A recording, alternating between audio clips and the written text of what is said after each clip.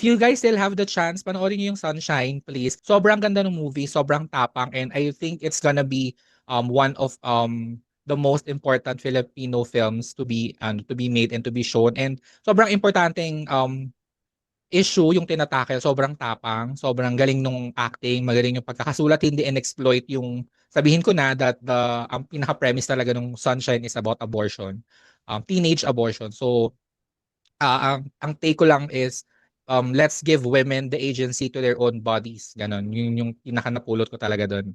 So yun guys, if you have the chance, panoorin nyo na habang showing pa siya. And I've already been a feminist since the longest time, and I had a Mm. deeper understanding lang about what it truly means to be a feminist after watching Sunshine. Iba talaga yung effect niya. Parang hanggang ngayon ilang araw na naiisip ko pa din yung pelikula and yung statement niya. And it's about time din talaga na um bigyan ng spotlight yung mga batas na lalo na dito sa Pilipinas, no, na magpoprotekta para sa mga babae, lalo na sa mga batang babae.